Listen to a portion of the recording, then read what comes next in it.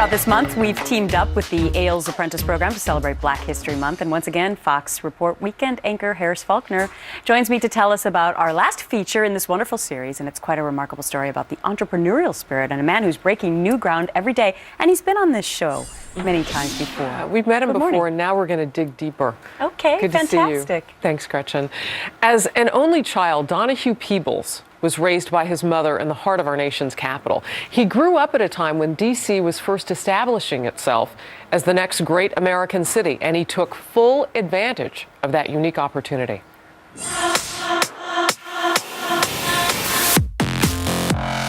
You run the largest African-American real estate company that has a multi-billion-dollar portfolio of luxury hotels, commercial properties. People say, wow, this guy has it all. What gets you going in the morning? The same thing that got me going in the beginning. I want to do something transformational.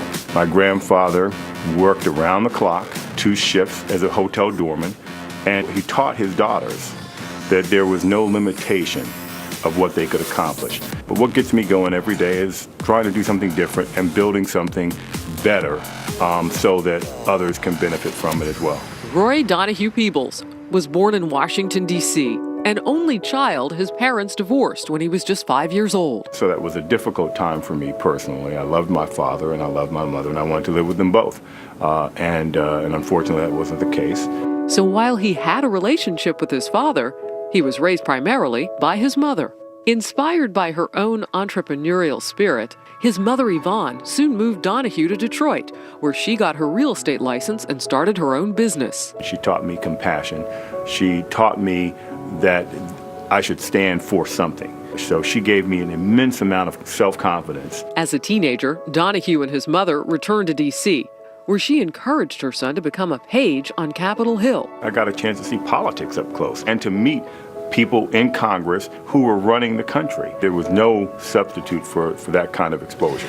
You looked at that situation, though, and instead of just being wowed and awed by the people you were meeting, you came up with a way to get into that world even deeper, and that was to basically raise money for people that you believed in. Well, I learned it on the Hill. Those who got access either had represented major organizations or businesses, or they were significant supporters financially. And, it wasn't a bad thing to be growing up in D.C. when you were.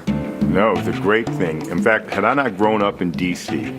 at that particular time, the chances of me sitting here talking to you today are remote. In 1973, with the passage of the Home Rule Act, the District of Columbia formed and elected its own local government, creating incredible opportunities, especially for an ambitious young man.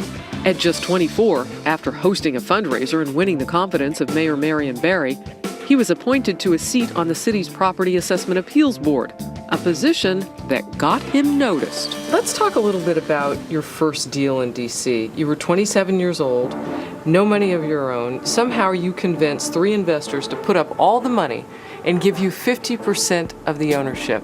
You're like the deal whisperer, if you will. How did you pull that off? Well, I had the deal. I had the vehicle that was going to make money. And when you have the vehicle that can make money, it's a lot easier to attract money. So you had the property? Yes, and I also had a mayor at that time who believed in me, who was committed to creating opportunities for people like me. After that first deal, his real estate business took off. There were hotels, more offices, and then a vacation in Miami, which led to a relocation where he bought and rebuilt the Royal Palm and joined a private club called the Bath Club. A month later, I got a call from a reporter asking me how it felt to be the first African-American member of that club. And she explained to me it was a restricted club, didn't allow African-Americans or Jewish members, and I was the first African-American member. Donahue, no one tells you in the process. You're writing the check to join the Bath Club. No one says, hey, this is going to be the first African-American to join our club. They just didn't even say anything? Didn't say anything to me. So you find out from the reporter. So what is your response when you say? I was very surprised, and I wasn't intending on breaking that kind of barrier. And actually, I felt a little duped. The good news was they were having financial problems, and they had to sell, and I bought. So I still own the club today. It's not restricted, and got a diverse membership. Now he's come to Manhattan with a very clear mission to be the first African American to own a commercial high-rise in the city south of Harlem. I was astonished to find that there is no major building south of 110th Street in Manhattan owned or developed by an African American developer. Period. There's a reason that there's no one who owns a major building south of 110th Street. What is it? It's they don't believe they have a chance anymore. That has to change. But somebody's got to show that it's possible. Have you found a project yet? Yes, a few. Are they south of 110th Street? All of them are, well, all but one. Okay.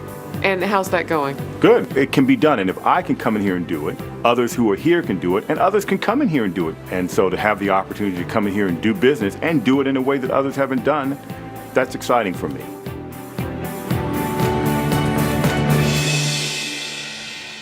Well, I was very curious about whether Peebles would run for office ever, since he's backed so many candidates who have won. I asked him about running for mayor of New York. There's an election coming up this fall, you may know. He told me, quote, "Not yet." And he never says never. That's not a no. All right.